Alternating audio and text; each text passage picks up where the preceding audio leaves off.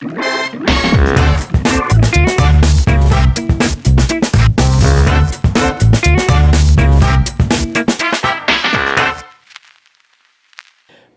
araw po para sa ating lahat at welcome ulit sa ating pong bagong episode ng Payong Kapatid.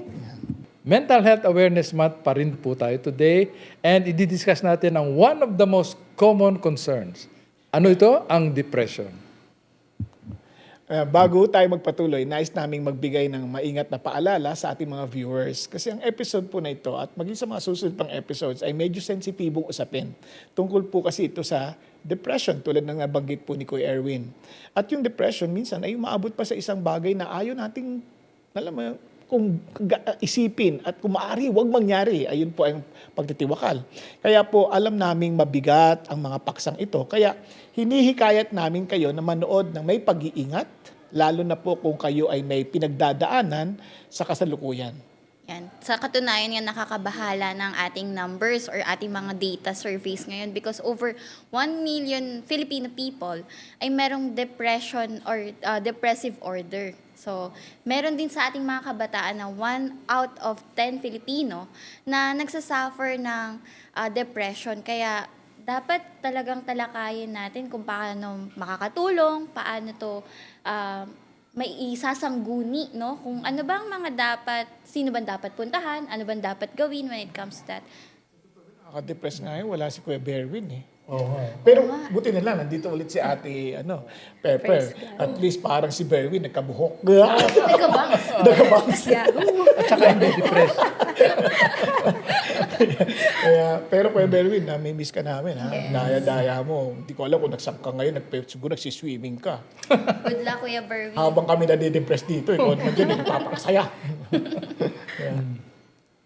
Pero ngayon pag-usapan natin, Kuya Bong, Kuya Erwin, and Ate Pepper, ano ba sa tingin natin kung ano yung depression? Paano ba natin ma-identify na ako ay malungkot lamang, ako ay maaaring nababagot o parang kulang ako sa labas lang, kulang ako sa gala lang, nangangati lang ba yung pa ako, baka kaya di ganito, o talagang nade-depress na ako na ito ay really something that I should be concerned about or maybe dapat na ako sumangguni ba sa doktor? Paano ba, Kuya? Oh, wow, napakabigat na tanong yan. Kayang-kaya ni Bong sagutin yan. Nakaunahan mo ako, ha?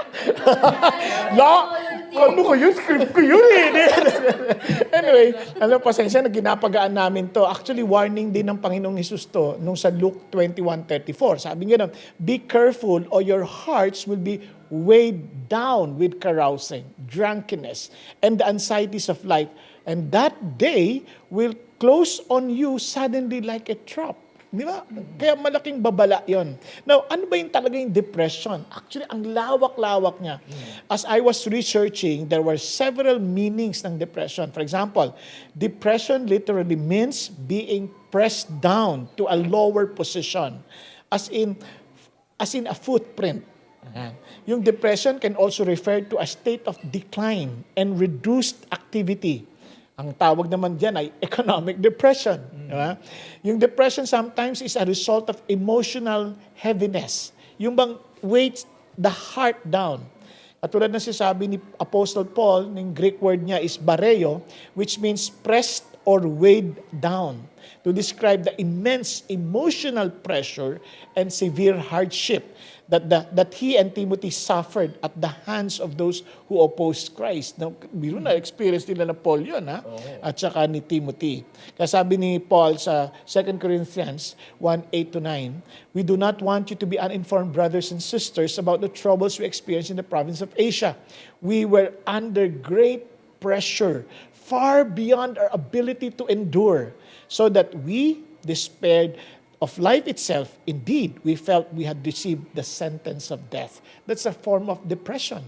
Pero grabe, at least kahit na mga apostles, Christians, they experience this. Ngayon, in the world of psychology, iba na namang idea yung depression. Medyo mahirap-hirap na naman yun. Kasi depression, sa psychological term, that pertains to mental, emotional, and behavioral characteristics of a depressed person or psychologist, a study of mind relating to our thoughts, feelings, and specifically focusing on why people think, feel, and act as they do. Kaya, for example, engulfed in the dark waves of depression, feel desperately alone. Yun yung nade-depress na feeling la, para akong nag-iisa lang. Wala talaga akong walang ibang kasama. And kahit sa gitna ng crowd, ha? Ayan. And often blame God for their plight. Na parang katulad sa Psalms 88, 18, sabi niya, you have taken from me friend and neighbor, darkness is my close friend. Yun yung sasabi niya. Ang bigat, no? Ayan. Hello, darkness, my old friend. Yes. Oh, yan. A form of depression. And a psychological state that exists when the heart is pressed down and unable to experience joy. Yun, lupit nun. Yung hindi ka na nakaka-experience ng joy. Those, constant. Kaya, those sufferings with depression feel trapped underneath a dark, heavy blanket of sadness, grief, and hopelessness. Grabe, no? Kaya, yung sa Job, chapter 5, verse 14, sabi niya rito, darkness comes upon them in the daytime, at noon they grope as in the night. Kahit tanghaling tapat, ganun parang dilim yung nakikita mo. Ang bigat. Kaya depression is a psychological condition. Pasensya na kayo, parang ang dami ko nang sinasabi. Oo, parang na-overwhelmed din ako. Pero kasi grabe talaga ang feeling. Kaya depression is a psychological condition that impacts the whole person. The body, the soul, the mind, the will, the emotion, and our spirit. The source of our deepest inner needs for love, significance, security, and the need for God Himself. Kaya many who are depressed feel as though, like what the the preacher said in Ecclesiastes, all their days they eat in darkness with great frustration, affliction, and anger. Grabe, no? Ganun ng depression. Kaya depression is an umbrella term that covers the dark feelings ranging from down in the dumps, disappointments to utter desolation. No matter the degree of darkness, the Lord, listen to this, the Lord wants us to rely on Him to provide light. Kaya sa Psalm 18 verse 28, you, Lord, keep my lamp burning. My God turns my darkness into light. Kasi ang depression is like living in a darkness. As in, super dilim. Na wala kang makitang bukas, wala kang makitang pag-asa sa gilid, sa kanan, sa kaliwa. Yan. Kaya, hirap. Nung sinabi mo yung depression, pressed down. Yes. So, iniisip ko parang prutas na talagang pipigain mo hanggang sa pumuto. Yun, hirap. Yung unan, lagyan mo ng weights, Oo. di-deform, no? Oo nga, oo. Pero yung press down kasi, ang naalala ko yun, press down, yung Gethsemane. Na Gethsemane, yan ang olive press sa ano. That is right. Oo. So doon talaga na naranasan ng ating Panginoon yung experience to be pressed down. Kasi parang hinaharap na niya yung situation na ipapataw sa kanya na ang kasalanan ng sangkatauhan. At hindi lang yan. Palagay ko, talagang nakakaano sa kanya, pressed down, yung prospect na mahihiwalay siya sa kanyang ama Judgment. for the first time. Ayan ang hindi nangyari for all eternity until that time. Kaya, ganun na lang ang kanyang, siguro masasabi nating point of depression din. Depression. Kasi marami theologians nagsasabi that, yeah, he experienced depression for us.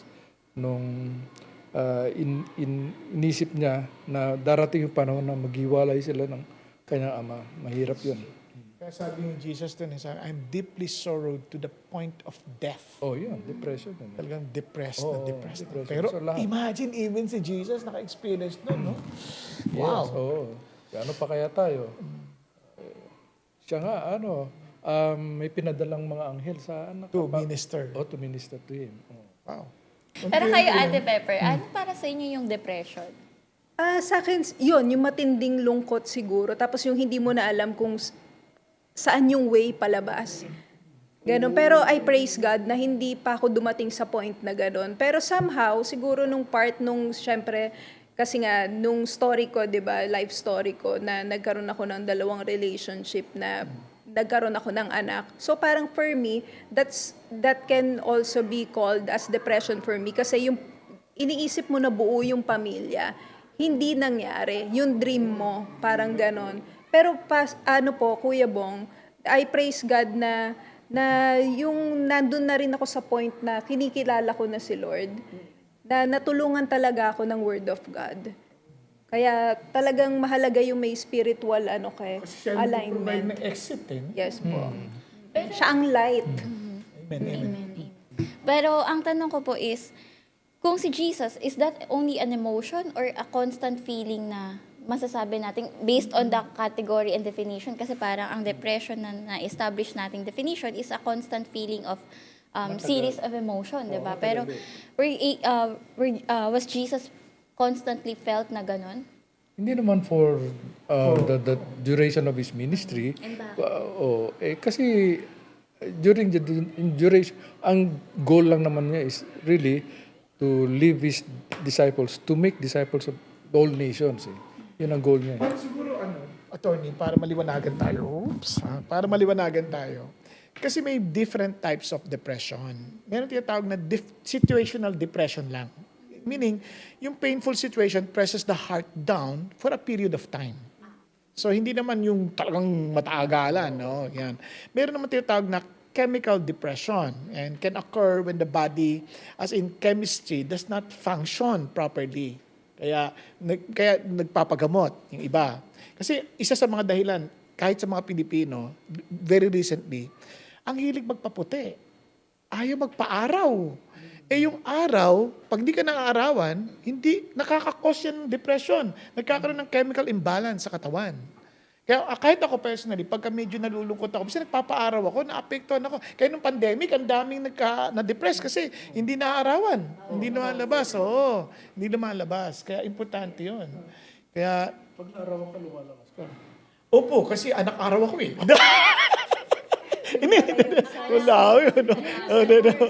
Hindi, joke lang po. Pero part yun kasi, we need vitamin D, di ba? Yung mga ganon. Importante. Kaya yung chemical, it helps. Kaya yung exercise can help kasi nagre-release siya ng endorphins, di ba? So yung mga ganon. So may mga activities that will help us to release dopamine, mga ganon. Kapag hindi nagbalance yan, kaya yung mga napupuyat palagi, kaya ang mga madaling ma-depressed, yung mga ganon, kapareho ko, puyatin ako eh. Ayan, hindi rin ako, kumbaga laging trabaho. May malaki ang tsansa. Kung walang Diyos, malaking tsansa akong ma-depressed. Okay. Now, isa pang nakita ko sa aking pagre-research, hindi nga lang chemical, meron na nga situational, chemical, at meron pa yung tinatawag nilang normal depression. May normal depression. Sabi ko, ano yun? Sabi niya, sometimes, kinatawag na rin nila itong situational or reactive depression. Yung parang response nila sa pangyayari. So, sinasama nila yon doon sa bahagi na yon. Pero meron tinatawag na neurotic depression. Oo, nadikit din sa clinical. Oo, yung minor mental emotional depressive disorder. Yung sinasabi mo kanina, yon. So, yun, medyo, hindi ko na-explain kasi hindi naman ako, psychiatrist. Sana nga, maimbitahan sana natin isa sa mga kaibigan natin, one of these days. Mas malala, yung pinagdadaanan nyo, attorney, minsan, yung psychotic depression. Nag-joke lang. Biro lang. Inform na ako. Biro lang, huwag nyo kaniniwanda. Wait lang Huwag nyo po. Kaya kakasuhan. pala ako kulot ngayon. Thanks for information. Sorry po. Parang tatlo po kayo sa Sorry po. So yun po yung yung idea na ang dami palang, actually marami pa, sinamarize ko na lang sa 4 kasi hindi naman ako expert sa issue na to. Kaya lang alam niyo po, bilang kapatid sa Panginoon Diyos, hindi naman po masamang mag-aral, kahit hindi mo filled, just for us to be informed. Kasi minsan nakaka-depress ang ignorance eh. So, nakakatulong din yung alam natin yung pinagdadaanan natin. Kaya nga isa sa mga handling of emotion is to identify kung ano yung talagang problema. For example, merong isang mama, parang I have an anger issue, ganun. Siya counselor. Tapos sabi niya, can you just explain with me how it started? Sabi niya. Tapos sabi niya, it all started when isip siya, nung nagtatanggalan na sa opisina, then your problem is not anger. It's just a symptom. Ang problema mo is you are afraid. Afraid to be fired from the job. Nung na-identify niya yon, alam niya na ngayon kung ano yung, paano niya i-zero in yung solusyon. Kaya ganun din, we need to name and understand, ano ba talaga yung itong nararamdaman ko? Yun. Yun yung sabi ko nga doon, name your feelings. You name it. Yan. Oo, para, kasi mahirap gamutin isang bagay na hindi mo alam. Di ba? Akala mo, sakit ang ulo mo, yung pala, masikip lang yung swelyo. Violet ka na pala. Kawawa naman. Nag-iisip ko, bakit ako nahihilo? Yung pala, sikip ng sinturon. Ibig sabihin, diet ka. Layo, di ba? Ang layo nung minsan problema dun sa sinusolusyonan. Yun lang, parang practicality lang. Yan. Total na pag-uusapan na po natin na identify your feelings, identify the root cause. Meron tayong isang letter sender ulit. Yan. Okay. Nanaway, sana matulungan po natin siya sa kanyang problema. So, yan. Sige, tuloy mo, Ate Helen. Hindi niya naabutan eh. Ay, Jessie. Na-research ko lang din yun. Naabutan niya si Jody Mango. Ano din ako? Ayan, na-research mo din yan. Kasi ako hindi ko man yung Sorry, Miss Rachel na po ako. Ano na? Miss Rachel. Di nyo na naabutan din yan. Miss Rachel. Ay, kakat na po. Yes, Rachel. Masyadong bago pa. Hindi ka na nire-research yung pinanonood. So, go ahead. anyways po, itago natin siya sa pangalang Ate Mina. Ayan. So, hello po mga kuya ate. Magandang araw po sa inyo. Nais ko pong ibahagi ang aking kwento tungkol sa aking mental health. Naging Christian po ako noong 16 years old ako at naging masaya ako sa paglilingkod sa Panginoon. Kalaunan ay nagkaroon po ako ng matinding anxiety, panic attack, insomnia at depression habang ako'y nagtatrabaho, dulot na rin ng aking pagtatrabaho at aking relasyon sa Kanya. Umabot po ako sa punto na gusto ko nang tapusin ang aking buhay at nasasaktan ko na rin ang aking sarili. Nakaranas din po ako ng maraming hallucination at matinding takot. Sa awa ng Diyos, ngayon po ay unti-unti akong gumagaling sa pamamagitan ng worship, panalangin, suporta sa pamilya at church community. Hanggang ngayon ay may pagkakataon pa rin na bumabalik ang overthinking at anxiety ko at depression ko, pero natututo po akong lumapit sa Panginoon at mag-isip ng mabuti. Ang tanong ko lang po sana ay, posible po bang mawala na ang aking disorder or mental disorder o bahagi na po to ng aking krus o aking buhay na dapat kong ipasan? Isa pa po, may partner po akong unbeliever at minsan nakakadagdag po ito sa anxiety ko. Ano po kaya ang maya advice nyo sa akin? Maraming salamat po at God. Kung paano siya naging depressed eh. Sa akin lang, I think yun, anxiety, depression, it's a choice really. You wake up every morning and you make a choice whether to get up or to stay down, gano'n. Naiisip ko, ang isa sa mga dahilan, yung hindi mo rin mapatawad yung sarili mo. Kaya meron kang guilt na hindi mo pa rin nasa-settle. Tapos ngayon, mapapatungan ng sitwasyon, ng failures, isip mo, parang pinarurusahan ka na. Diba? So ngayon, yung feeling ng pinaparusahan, naging feeling mo, kalaban mo, pati God. Diba? So, una, balik tayo sa the centrality of our joy, kasi dapat si God di ba? Si God yung pinaka-sentro. Normally, pagka nasira yung ganung yung intimacy na yon, naapektuhan yung ating pakiramdam. Kasi the first thing that we need to ask ourselves is who is in the driver's seat, no? Kapag yung worry ang nag-drive, sigurado doon ang punta mo lahat. Kapag yung guilt, nako, grabe yung yung talagang very depressing yun. Parang wala kang pag-asa, parang hindi ka napapatawad. Tapos yung idea na, parang consequence to. Di ba? Yung ganun, parang, wala akong choice, consequence to eh. So yun yung mga nagsasama-samang factors, na kaya ikaw ay, na nalulungkot, na nape-press down. Kasi patong-patong eh. Di ba? Yung bigat na bigat, patong-patong. Di padiin ang padiin yun. Kaya ang kailangan natin gawin, isa-isahin nating tanggalin. para babalik ulit siya, makahinga siya ulit. No? At kung kailangan ng i-boost ng kadagdagang hangin, saka tayo gumawa ng ganoon. Pero let's try to remove first yung mga factors that pressing you down. No? Po dun, pinakamahirap siguro is, paano magsimula? Oo, yan. Okay. Yung natanong Kaya ko, nga sabi paano ba sa'yo, nagsimula? ang unang tatanungin mo, sino nagko-control sa'yo? Are you controlled by God or not? Did you surrender your control to the Lord? Diba? Kasi kailangan yun eh. Lord, ikaw na mag-drive. Pag sinabi mo ikaw na mag-drive, you have to trust God. You have to seek His will, His instructions from the Word. Magsimula ka doon. Okay? Katulad ng ginawa niya, ang ganda eh. Diba? Seemingly, nagkaroon siya ng healing, di ba? Through worship, prayer, study of the Word, community. Crucial yon. So yun yung mga factor na inaayos mo na. Doon ka na nagsisimula. Di ba? Tapos, bakit balik-balik? Yun ang normal na reality ng buhay. Don't ever think na mawawala tayo doon kasi we are in a imperfect world. We are actually in a depressed world. Kaya it's a constant experience. Hindi yan yung parang, uy, makalayan na ako. Tapos babalik na naman. Normal yun. Kasi nadadaan, kasi may situational depression eh. Di ba? Kaya nangyayari yun. Kaya tama yung tabi niya, normal depression eh. Kasi di ba, nangyayari yun. Kunwari, nabalitaan mo, di ba nabalitaan ko, namatay yung guard na dito. Siyempre, nalungkot ako. Honestly, naapektuhan ako emotionally. Sabi ko, baka mag-breakdown ako nito. Natakot din ako noon ng time na yun. So, I need to bring the issue again to the Lord. Kailangan i-release ko na yung buhay, hindi ko hawak.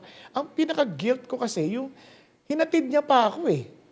Hinatid niya pa ako, tapos hindi ko man lang inisip na baka ma-emergency, antayin ko muna. Dapat ako muna yung nag-antay, ako muna yung naghatid sa kanya sa dapat niyang puntahan. Hindi yung ako yung nahinatid pa.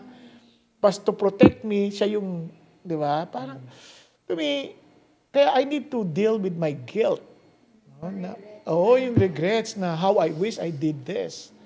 And although, a constant reminder na hindi yan aksidente, hawak ng Diyos ang buhay. Pero, alam mo you still feel your limitation. You're being imperfect individual. Yun yung sinasabi ko na mayroong situational na you just learn to deal with it in God's ways. No? Na, Lord, kayo ang nasa driver's seat. Kayo may hawak ng bit. Hindi ako. Yan. At dumadaan yan. Hindi mo pwede, kahit sila Paul, daanan nila yan. Di ba? So, wag nating lokohin ang sarili natin na we're exempted from that we are parang depression-proof. Ayan. Hindi totoo yun. We are not. Tama yan. Magandang mindset yun. Hindi nadaanan natin yan lahat. Bukod dyan, dapat isipin natin na we were meant to live a victorious life. Na pwede tayong magtagumpay dyan sa depression na yan. And, yun yung mga sinabi ni Kuya Bong, trust God. Sabihin mo lahat sa Kanya, yung mga nararamdaman mo, yung mga sa tingin mo nagkukos ng depression mo. And let Him do His work. In the meantime, continue serving God. Yung mga iba kasi, pag na-depress, wala na. They are, nakaupo na lang sa sulok. Pero, Erwin, ako mayroon sabihin sa inyo isang reality. Depressed ka na nga sa isang sitwasyon, magdadagdag pa na isang sitwasyon. Na talagang, bakit ito? Nagsasabay-sabay, alam mo yun? Yung parang bakit ganito? Ba't ganito?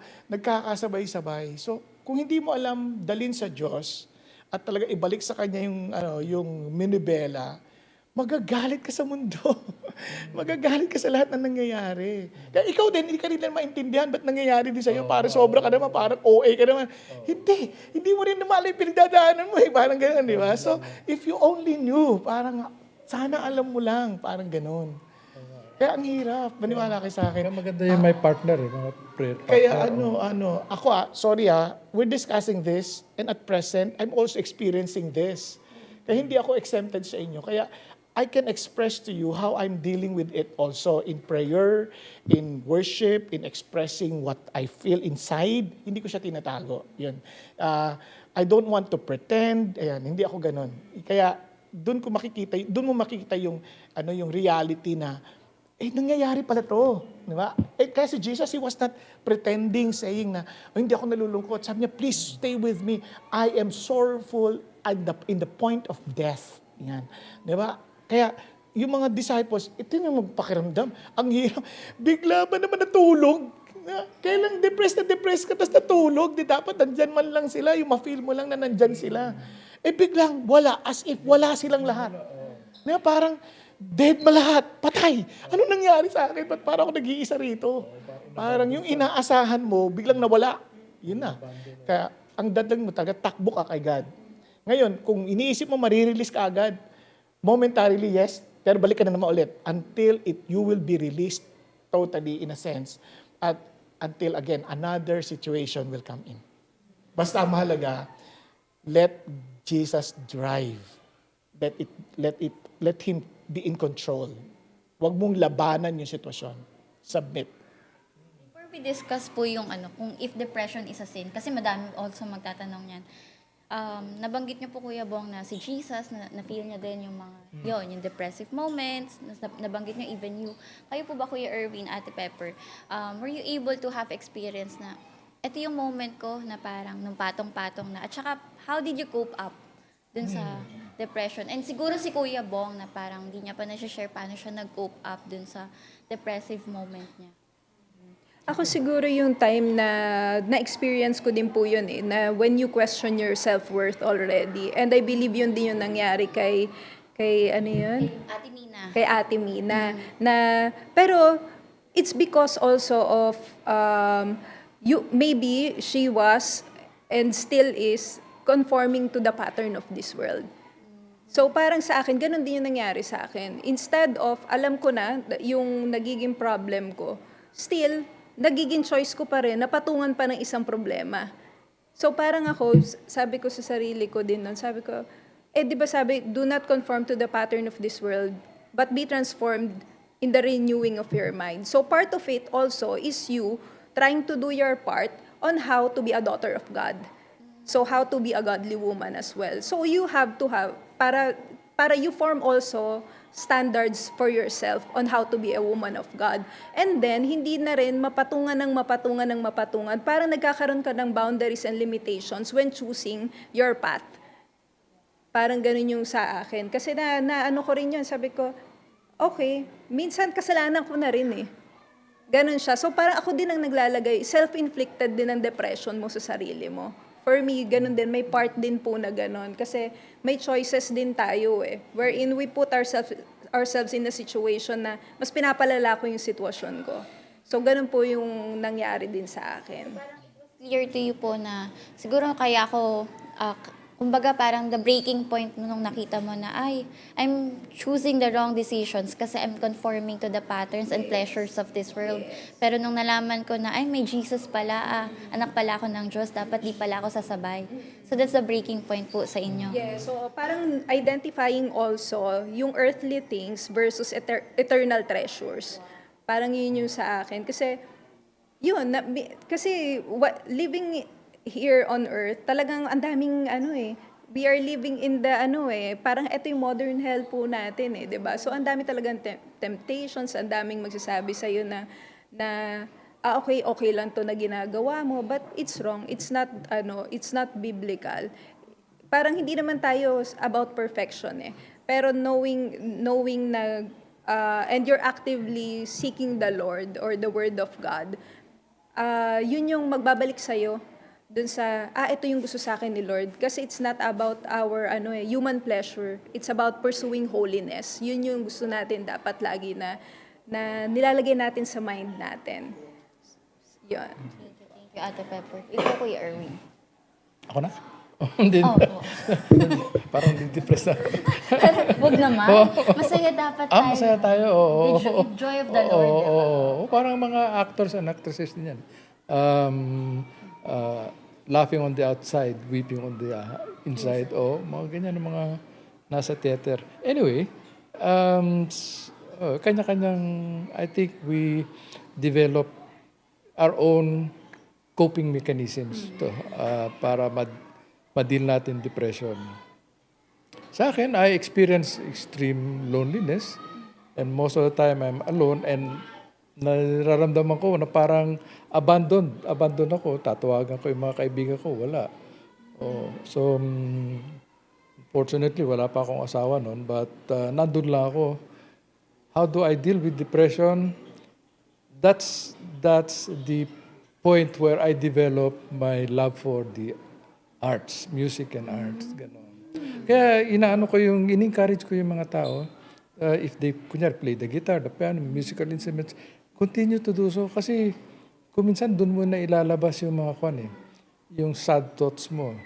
Like, that's why men write poems, men write songs. Kasi expression ng kanilang sad moments yun.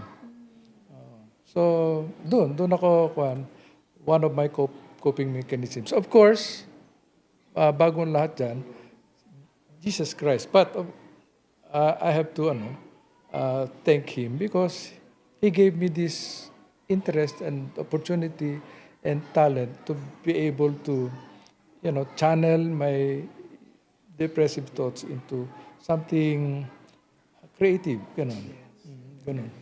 Praise God. Now, alam niyo, gusto kong itama yung concept na yung sa concept ng kaisipan natin. Kasi itong problema, the reason why Christians most of the time nadi-depressed, kasi nga, akala nila it's not okay not to be okay. Ang totoo niyan, if you read the scriptures sa Psalm, ang daming mga malulungkot na tagpo. Kaya nga ang ganda ng aklat ng teacher ko dati, si Rico Villanueva, naalala niyo, it's okay to be not okay. Kasi we need to be honest na hindi tayo laging cloud9 experience. Di ba? Kasi napaka-expectation sa Christian, lagi kang masaya, lagi kang Totoo naman yun kasi the fruit of the Spirit is joy, love, joy, ganyan. Pero, pwede ka naman maging joyful at the same time, may reality ng struggle inside you. Di ba? You can, parang hindi naman yan parang, wala na akong kalungkutan. Di ba? Kasi, ang buhay ng Kristiyano ay masayang tunay. Ay, totoo naman, kaya lang, hindi naman pwedeng walang kalungkutan because even Jesus Christ wept. Diba? Yung pinakamaikling verse sa Bible na John 11:35, sobrang crucial sa akin. Sobrang blessing yun kasi He wept. Kasi hindi totoong hindi umiiyak ang Christian. Kapag di ka nga umiiyak, wala kang treasure sa langit dahil yung tuluha nilalagay sa botelya. Diba? Ano pala ng iyak na yun? Ako palagay ko, na yun, balon na yung akin. Kasi lagi ako umiiyak Nasa bote yun. Nasa bote. Pero hindi naman binibenta yung bote. Hindi. Treasure ng Lord. Treasure. Yung display yun. Parang sinasabi ng Lord, nakikita ko ang bawat luha mo, anak. Di ba? Hindi sayang yun. Pinanlilinis ng heaven. joke lang. No, biro lang po yun. It's not theologically correct. Pero I just want to leave this with you kasi isa sa mga na gustuhan ko sa Bible, for example, why are you downcast, O my soul? Di ba? Kinakausap niya yung sarili niya. Hindi, kinakausap ko sarili ko, hindi lang malakas, tsaka lalo-lalo pag maraming tao, and just make sure na ako lang nakakarinig, di ba? Baka isipin lang talagang may tama na talaga ako. Pero it's good to convince yourself kasi yung feelings mo must submit to your brain. Kaya, ano ka ba? Why are you so downcast? Oh my soul. Sino kausap niya? Sarili niya eh. Di ba? Sabi niya, trust in God. Basahin natin para mas maliwanag sa Psalm 42. Di ba? Nakakatuwa dito, sobrang down siya. Sabi niya, why are you in despair, O my soul? And why have you become disturbed within me? Hope in God, for I shall yet praise Him, the help of my countenance and my God. Pag binasa niyo 43, tinuloy na naman, inulit na naman. Now, ito yung context. Sobrang depressed siya to the point na ang layo ng Diyos sa kanya. Kaya, as the deer pants for water brooks, so my soul pants for you, O God. Yung nafe-feel mo parang ang layo ni God. Parang nafe-feel mo parang iniwan ka mismo ng God. Parang naiwan ka na ng mga tao. Pati si God parang tahimik. Parang, Lord, ba't di ka nagsasalita? Bakit iniwan mo ako? Parang, I'm longing for you. I'm so thirsty. Yung ganong pakiramdam. Parang, God, I cannot stay on without you. Na-experience ko po yun eh. Nung na-exile ako, Oo. I had no family to be with me. Na-experience ko po yun. And this is exactly what I went through. And kaya sobrang treasure ko yung passage ito kasi God used this to minister to me. And it took months before I overcame. Hindi siya madali. Kaya takot ako. Maniwala kayo, takot ako to lose. But mas takot akong mawala si God. Diba? Kaya my tears, look at the words. My tears have been my food day and night. Sabi, while they say to me all day long, where is your God? These things I remember and I pour out my soul within me. For I used to go along with the throng and lead them in procession to the house of God with the voice of joy and thanksgiving, a multitude keeping festival. Kaya why are you in despair, O my soul? Kakausapin mo talaga. You focus again on God. You focus again on God. Kaya, ano mo, Mina, kung tatanong sa akin, matatapos ba to? Minsan hindi. But it's a continuous reminder as to why we need to be with God always. Let us not lose our focus. Yes, it's painful to lose things or even people. But it's more painful to lose the very intimacy we have with God. Kaya yun ang choice natin lagi sa buhay. Pero kuya, pwede ba nating tanungin na anong magiging dahilan ko na para bumangon? And the only way for him to be saved is to experience the judgment ng Diyos against sin. Kaya nga Bumabangon tayo para maging mabuting ina o ama o asawa para sa Gusto niya everyday mo siyang kausap. Gusto niya yung lagi ka nakakapit sa kanya.